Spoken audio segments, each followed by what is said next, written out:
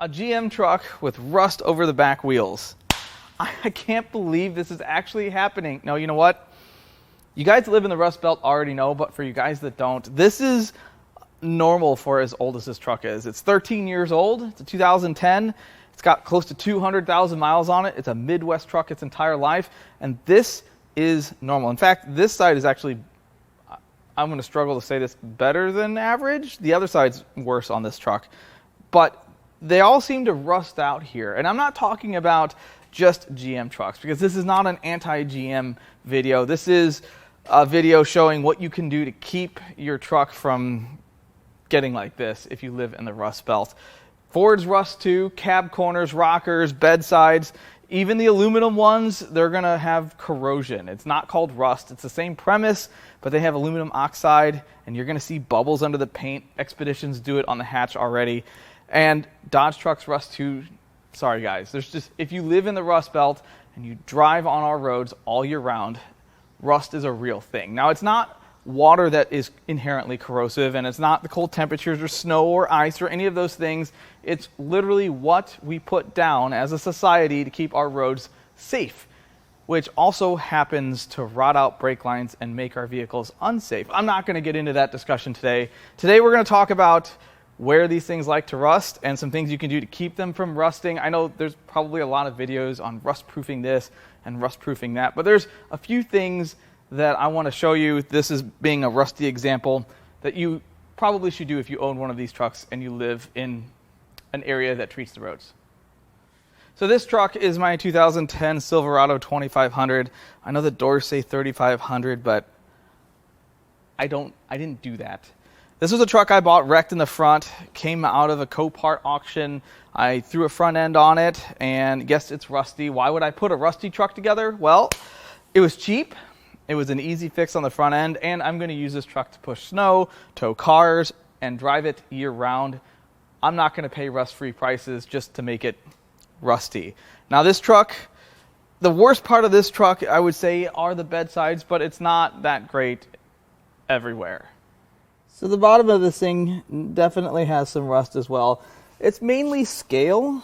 It's not like it's got actual rot, anything that is compromising the integrity of the frame or even the body. But it makes servicing a lot more difficult and potentially expensive if you don't do it yourself. Now this is just one side. You can see everything's pretty much coated in this scale. Now, surprisingly, most of the hardware will come out of this. It just looks really bad because GM doesn't really paint these frames. They coat it in this wax, this black wax coating, and it eventually just goes away, and then it's bare metal. It's brilliant, really. And I've power washed this frame a bunch of times. What I like to do is go into all the little holes, and you can see all the mud and rocks and stuff that come out of there. Just try to keep it, I don't know, from getting worse. So here's another truck. This is actually a 2011 Silverado, 1 year newer, and it's out of Oklahoma City, which they don't really get nearly as much frozen precipitation, so they don't really treat the roads the same. And you can see it looks a lot better, and I know it's dirty, but this would clean up really nice compared to mine. Here's another look.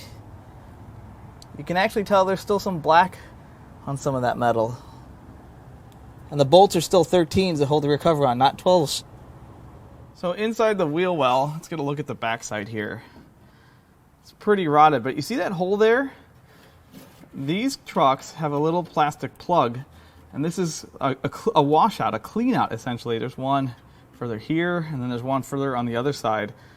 And these get just full of sediment and junk, and then when there's rock salt in the water, you're driving on salted streets, that stuff will sit in there, and the moisture will be held in with that sediment and just work 24/7 to rot out this metal, which is why they rust so fast and they rust so bad. Now, I'm not really that concerned with the rust this truck has. Again, this truck's going to be used year-round in salty environments, but I am going to do some things. There's one of those plugs right there. That one's still there. I think the other one's probably popped out. I know I pulled one of them out. But let's go to the other side. So this side is much worse, I think. And you can even see some of that junk in there. And if you don't clean these out, what happens is instead of having a clean out on this side, you end up with a clean out on this side. Like you can see all of this in here. So I'm going to power wash all this out. There's a rock. I'm going to power wash all this out today, and then we're going to clean out some other areas on this truck. So the rocker panels are another point of contention. But if you notice, there's a plug here, and then there's a plug missing here. And now look inside, and you see there's this junk in there. And if you pull these plugs on your truck, I guarantee you're going to find stuff. It's going to be there. And on the inside, you'll notice there's one of these, which is a drain for water. And it's a really good idea to get down in here and power wash all this out. See, there's more plugs along the bottom. These are all cleanouts. And then there's plugs up here. They're all over. All the way down the rocker. And you can see there's even like dirt and mud in that one.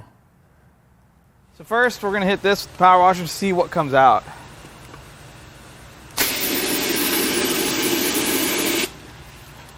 Well, I don't know if you can see that. That is not milkshake.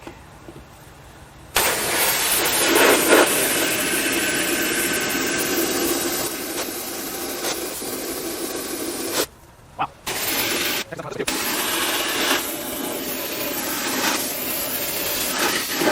Oh, and I am covered in this stuff.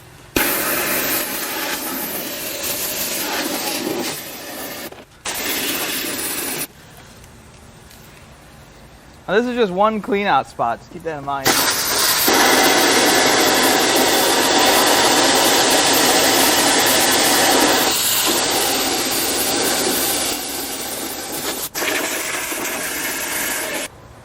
So watch when I hit this. This is a lot.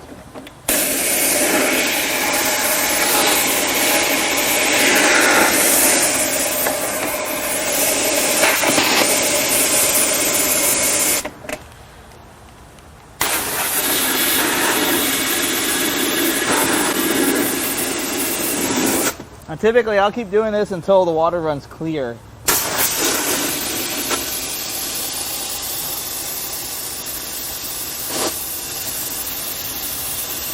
There's rocks and mud.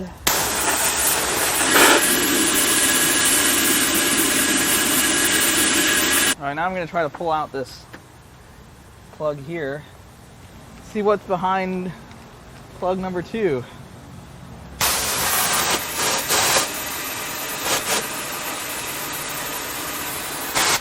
Wow, that's like, it's pasty.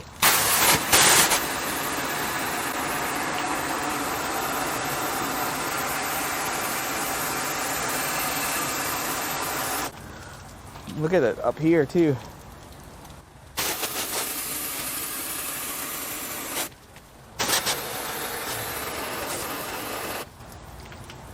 I don't know if there's one all the way up there. I don't see one.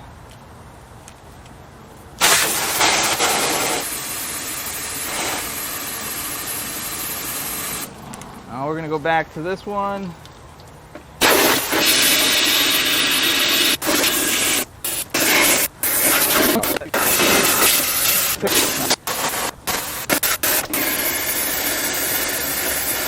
Now you can get different attachments for your power washer too that have a hook essentially for cleaning out gutters, and they work really well for this. I don't have one up here at work, I don't think. On to the other side. Let's see how this looks once this is all power washed out.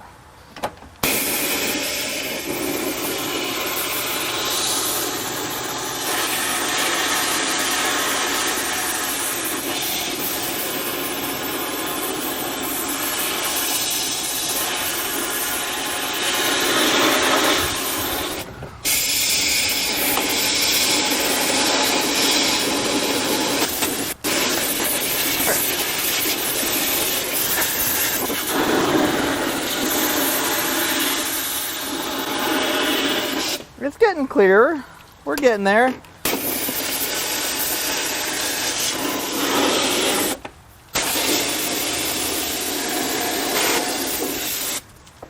All right, now we're going to go in the other hole. Nope, that sounds wrong. We're going to go in the one On the front, that still sounds wrong. Ah, there we are.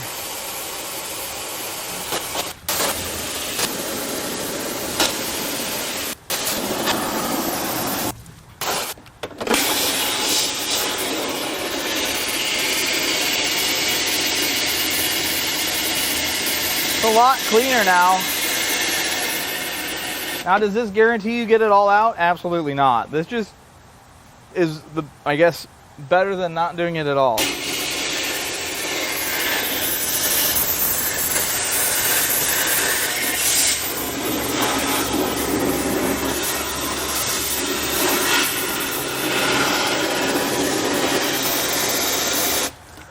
Everything is pretty clear coming out now. Now we're going to do the rear wheel well. Now I've already hit this several times, just only from the inside, not the outside, and it didn't even get it all out. So let's see what's still in there through the outside wash point. Oh no, why did I do that?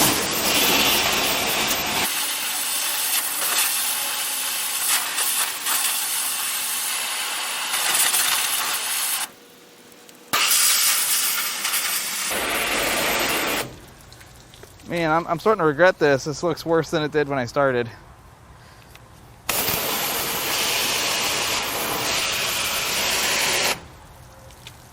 So I'll just slap a little filler on there. No, I'm just kidding. I don't know what I'll do. This truck will probably get a flatbed at some point. Or maybe I'll get lucky and find another silver bed. Yeah, right.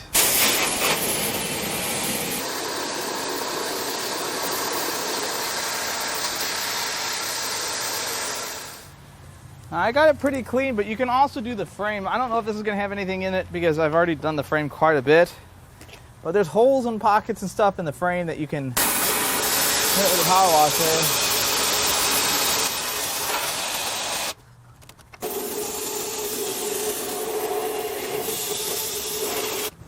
Yeah, I've already spent a lot of time, but you can see that the water runs out of different holes.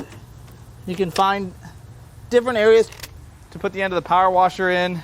And that's my advice to you, would be to just find places where the power washer nozzle fits and rinse in both directions.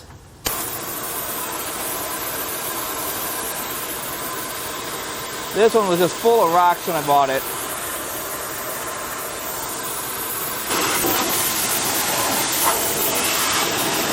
So I pulled the truck in and stopped, and the water sloshing in the rocker or somewhere knocked all these rocks out. Let's go look at that parking lot. So all of this dirt, all of this came out of the rockers. None of this really came out of the frame.